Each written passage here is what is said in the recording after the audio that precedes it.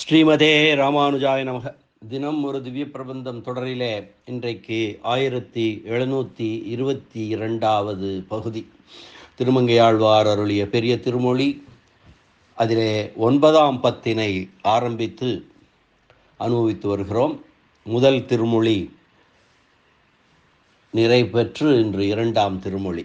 2ஆம் திருமொழி திருநாகை என்று சொல்லப்படக்கூடிய நாகப்பட்டினம் எனும் மிகச்சிறந்த மிக முக்கியமான ஒரு திவ்ய தேசத்தை மங்களாசாசனம் செய்யக்கூடிய ஒரு பதிகமாகும்.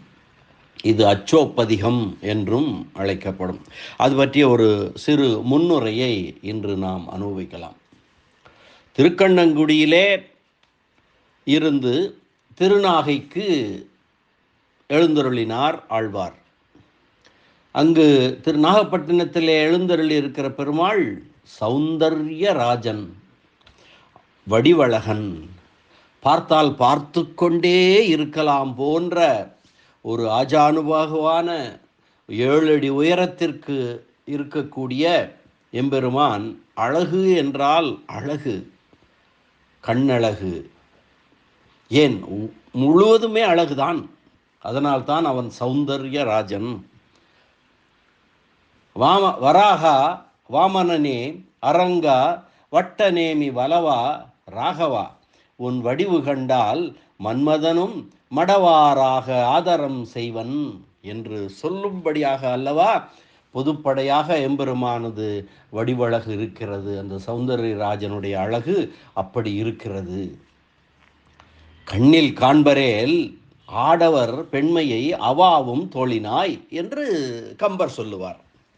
கண்ணிலே பார்த்தால், ராகவனை பார்த்தால், ராமபிரானை பார்த்தால் ஆடவர் கூட பெண்களாக மாறி பெண்மையை விரும்பும் தோழினாய். பெண்ணாக இருக்க மாட்டோமா? இந்த ராமபிரானை நாம் அடைய மாட்டோமா? இவரை தழுவ மாட்டோமா என்று எண்ணக்கூடிய அளவிற்கு ராமபிரான் அழகு இருந்ததாக கம்பர் ராமாயணத்திலே சொல்கிறார். அதேதான் இங்கும் சௌந்தர்யராஜனை பார்த்தால் கண்ணில் காண்பரேல் ஆடவர் பெண்மையை அவாவும் தோழினாய் என்று சொல்லலாம். அர்ச்சாவதார திருமேனிகளுள் திருநாக எம்பெருமானுடைய வடிவழகு மிக மிகச் சிறந்ததாகும். அவன் பெயரே சௌந்தர்யராஜ பெருமாளாயிற்றே. மன்னர்கள் மடிய மணிநெடுந்தின் தேர் மைத்துணர் குய்த்த மாமாயன் என்று முன் திருமொழியிலே எம்பெருமான் அடியவர்களிட்ட வழக்காயிருக்கும் திறத்தை அருளி செய்தார். அடியவர்களுக்காக அனைத்தும் செய்யக்கூடியவன் எம்பெருமான். அவர்களுடைய துயர் தீர்த்து அவர்களுக்கு வேண்டுவனவற்றெல்லாம் செய்யக்கூடிய அருளக்கூடிய திறத்தை சென்ற திருமொழியிலே அருளி செய்தார் திருமங்கையாழ்வார். இங்கே அவனோடு நினைத்த கலவிகளையெல்லாம் நிகழ்த்தலாம் என்று திருநாகையில் போய் புகுந்தார் பரகால நாயகி. திருமங்கையாழ்வாரின் நாயகி பாவம் பரகால நாயகி பாவம். அங்கே சென்று புகுந்தார் ஆழ்வார். அங்கு நிற்கின்ற எம்பெருமானுடைய பருவத்தையும் மேன்மையையும் வடிவழகையும் அணிகளையும் கண்டார். அவனை அடைந்து எல்லா அடிமையும் செய்ய வேண்டும் என்னும்படியான ஆசை ஆழ்வாருக்கு மிகவும் ஏற்பட்டது. தன் விருப்பத்திற்கேற்ப கிரியாதாம் இதிமாம் வத, ராமாயணம் ஆரண்ய காண்டத்திலே சொல்லப்படக்கூடிய அந்த வார்த்தைகள், செய் என்று சொல் என்று, கிரியாதாம் இதிமாம்பத என்று எம்பெருமான் ஒரு வார்த்தை கூட தமக்கு அருளி செய்யவில்லை. நினைத்த பொருள் அருகில் இருந்தும் நினைத்தபடியெல்லாம் அந்த பொருளோடு பழகுவதற்கு வாய்ப்பு பெறாமையாலே ஆழ்வார் வருந்த எம்பெருமான் அழகு வெளிப்பாடாக அவரை வந்து வருத்த, அதனாலே வருந்தி என்னோடு கலந்தவன் விலகிச் சென்ற பிறகு அவன் அழகு மறக்க முடியாதபடி உருவு வெளிப்பாட்டாலே என்னை வருத்த நான் வருந்தி கொண்டிருக்கிறேன் அல்லவோ என்று தோழிக்கு சொல்லும் ஒரு பிராட்டி பாசுரத்தாலே பரகால நாயகியின் குரலாக ஆழ்வார் தாம் கருதி வந்த திருத்தொண்டினை கைங்கரியம் செய்ய பெறாமல் இருந்து வருந்துகின்றபடியை விவரிக்கிறார். அந்த அழகிலே நெஞ்சை பறிகொடுத்த ஆழ்வார் ஆண்மை இழந்து பெண்மை எய்தி பரகால நாயகியாகி தன்னை ஈடுபடுத்திய அழகையும் மற்றும் நடந்த செய்திகளையும் தோழியோடு சொல்லி பெண் பாவனையில் அனுபவிப்பதாய் செல்லுகிறது இந்த திருமொழி. மற்றைய திருமொழிகளிற் போல இதில் 9 பாசுரங்களிலும் இந்த திருப்பதியின் திருப்பெயர் இல்லை. நிறைவு பாசுரத்தில் மட்டுமே நாகை அழகியாரை என்று உள்ளது. அதனால் இந்த 10 பாசுரங்களும் அவரையே சொல்வதாக எடுத்துக்கொள்ள வேண்டும். மற்ற பாசுரங்கள் 9 அச்சோ ஒருவர் அழகியவா என்றே முடிகின்றன. ஆழ்வார் தம்மை மறந்தது போல திருப்பதியையும் மறந்துவிட்டார், திருப்பதியின் பெயரை சொல்லவும் மறந்துவிட்டார். அச்சோ ஒருவர் அழகியவா என்று இவர் மறக்கவில்லை, பெருமானின் வடிவழகு மறக்கச் செய்தது. அதாவது என் உட்புகுந்து சௌந்தர்யராஜனை சேவித்தார், என்றைக்கும் எங்கும் கண்டறியாத திருக்கோலமாயிருந்தது அது. ஆழியொடும் பொன்னார் சார்ங்கமுடைய அடிகளை இன்னார் என்று அறியேன் என்று பெரிய திருமொழி பின்னர் ஒரு முறை சொல்லப்போவது போல அந்த பெருமானை இன்னார் என்று அறிய முடியவில்லையாம். முகத்தை நேரே பார்த்து முன்னிலையாக்கி பேச முடியாதபடி சோதி வெள்ளம் அலையறிந்து தள்ளுகின்றது.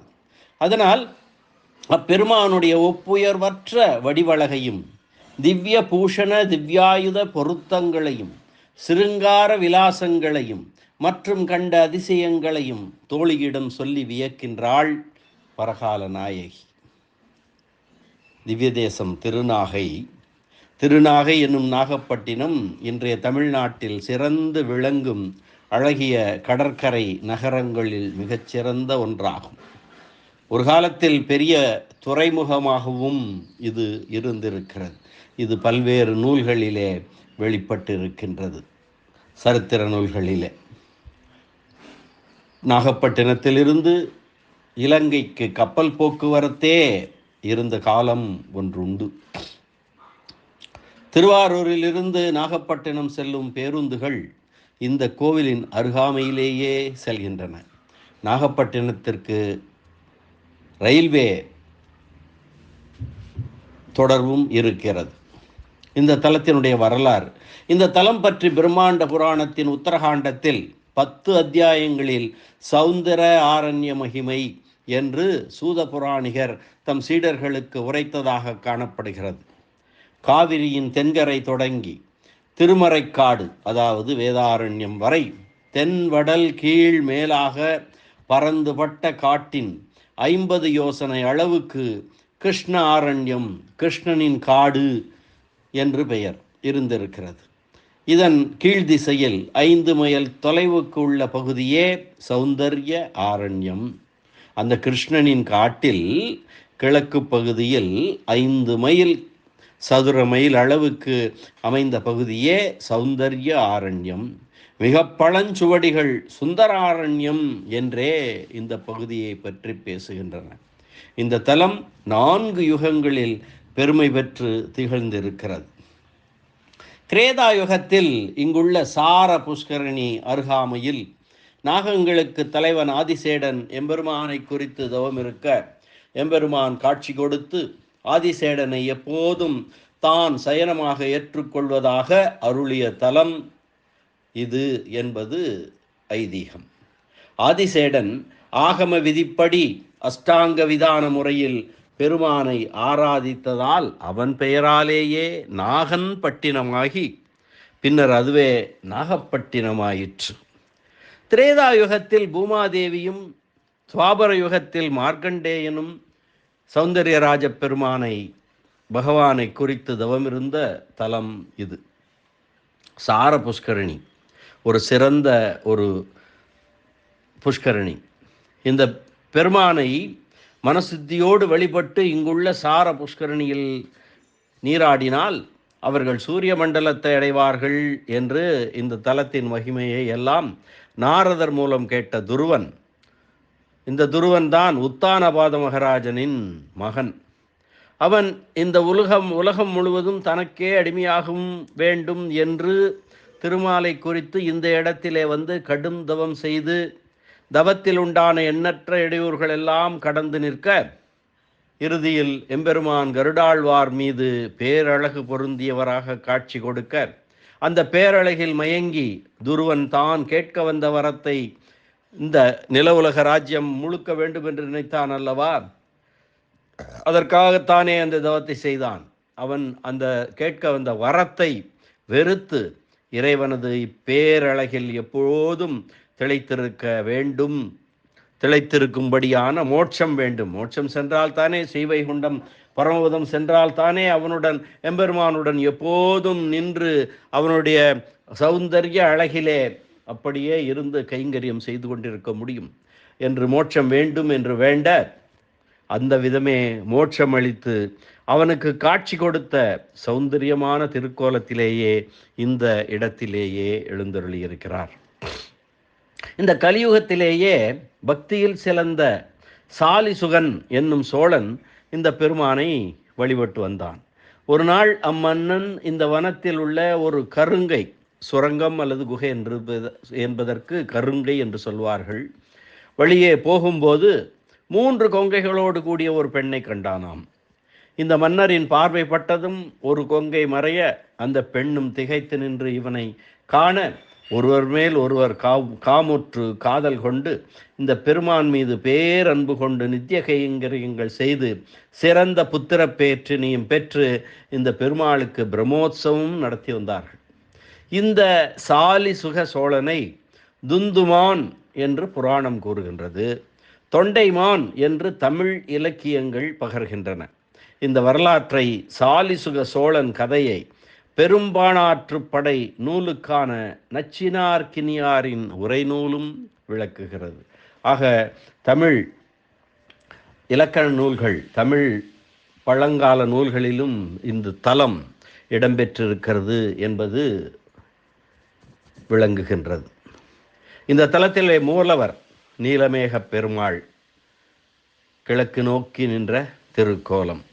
உற்சவர் சௌந்தர்யராஜன், அழகன் சௌந்தர்யராஜன், தாயார் சௌந்தர்யவல்லி, உற்சவர் கஜலட்சுமி, தீர்த்தம் சார புஷ்கரணி, விமானம் சௌந்தர்ய விமானம், பக்ரஹோடி விமானம். காட்சி கண்டவர்கள் நாகராஜன் அதாவது ஆதிசேடன், துருவன், திருமங்கையாழ்வார், சாலிசுக சோழன். இந்த கோவிலின் இந்த தலத்தினுடைய சில சிறப்புகளை பார்க்கலாம். இந்த கோவிலுக்கு கைங்கரியம் திருப்பணி செய்தவர்களில் முதலிடம் வகித்தவர்கள் நாகர்கள். இவர்கள் சோழர் காலத்திற்கும் முற்பட்டவர்கள். இவர்களுக்கு பின்னர் மராட்டிய மன்னர்களும் தஞ்சையை ஆண்ட நாயக்க மன்னர்களும் எண்ணற்ற திருப்பணியை செய்துள்ளனர். கடலில் வரும் கப்பல்களுக்கு வழிகாட்ட கலங்கரை விளக்காக இதன் 7 நிலை கோபுரம் கட்டப்பட்டு அதன் மேல் விளக்கு வைத்து காட்டப்பட்டது என்று பழைய வரலாறுகள் கூறுகின்றன. ஆனால் இப்போது 1 நிலை கோபுரம் மட்டுமே உள்ளது. நின்ற திருக்கோலம், இருந்த திருக்கோலம், கிடந்த திருக்கோலம் என்ற 3 திருக்கோல சேவையும் இங்கு உண்டு. மூலவர் நின்ற திருக்கோலம், நீலமேக பெருமான் நின்ற திருக்கோலம், வீற்றிருந்த பெருமாள் என்று அமர்ந்த திருக்கோலமும், பள்ளி கொண்ட திருக்கோலத்திலே அரங்கநாதனும் இங்கு காட்சி தருகின்றனர்.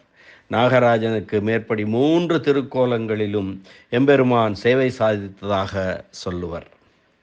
கண்டன் சுகண்டன் என்று 2 அந்தண உடன்பிறப்பாளர்கள் எண்ணற்ற கொடுஞ்செயல்கள் செய்து இறுதியில் ஒரு நாள் இங்குள்ள சார புஷ்கரணியில் தமது உடலை நனைத்து வைகுந்தம் சென்றனராம்.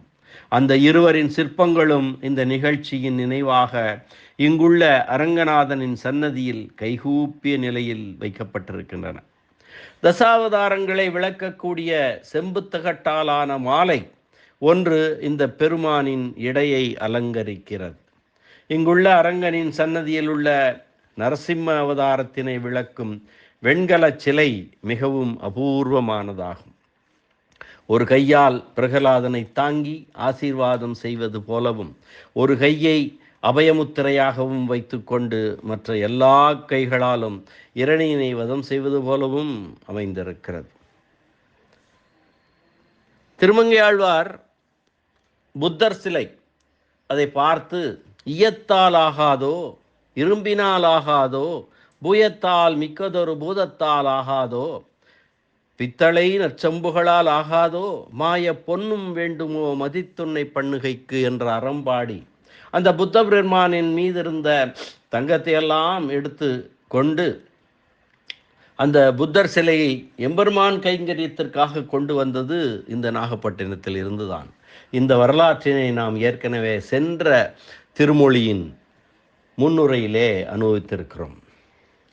இந்த கோவிலில் இருந்து மேற்படி அந்த புத்தர் சிலை, முன்னல் சொல்லப்பட்ட புத்தர் சிலை இருந்த விகாரம், புத்த விகாரம் சுமார் 1 மைல் தூரத்தில் இருந்ததாக, அதாவது நாகப்பட்டினம் கோர்ட்டுக்கு சமீபத்தில் இருந்ததாக சொல்லப்படுகிறது. இப்பொழுது அதனுடைய இடிபாடுகள், அந்த அடையாளம் ஏதும் அங்கில்லை. இந்த தலம் திருமங்கையாழ்வாரால் மட்டும் 10 பாக்களால் மங்களாசாசனம் செய்யப்பட்டிருக்கக்கூடிய திருத்தலம். ஒவ்வொரு பாடலிலும் அச்சோ ஒருவர் அழகியவா, அச்சோ ஒருவர் அழகியவா என்று இந்த பெருமாளின் அழகில் வியந்து மயங்கி மையல் கொண்டு துருவன் ஆனந்தித்தது போல மாந்தி மாந்தி மகிழ்கிறார் ஆழ்வார். 10 பாக்களிலும் இந்த பெருமானின் பேரழகில் ஈடுபட்ட திருமங்கையாழ்வார் கடைசி பாசத்தில் தான் இந்த தலத்தின் பெயரை குறிக்கிறார். பிள்ளைப்பெருமாள் ஐயங்காரும் திருக்குறுகை பெருமாள் கவிராயரும் முத்துசாமி தீட்சிதரின் கிருதிகளும் இந்த பெருமானின் பேரழகை பாடி பரவுகின்றன. இந்த திருமொழியின் பாசுரங்களை நாளை முதல் நாம் விரிவாக அனுபவிக்கலாம். மீண்டும் நாளை சந்திப்போம். நன்றி, வணக்கம். ஸ்ரீனிவாச வெங்கடேச ராமானுஜதாசன், திருவரங்கம். திருநாகை அழகியார் நீலமேகப் பெருமாள் திருவடிகளே சரணம். சௌந்தர்யராஜ பெருமாள் திருவடிகளே சரணம். அரட்டமுக்கி அடியார் செய்யும் கலிகன்றி திருமங்கையாழ்வார் திருவடிகளே சரணம். உரைப்பெருமன்னர் வியாக்கியான சக்கரவர்த்தி பரமகாருணிகர் பெரியவாச்சான் பிள்ளை திருவடிகளே சரணம். ஆழ்வார் எம்பெருமானார் ஜீயர் திருவடிகளே சரணம்.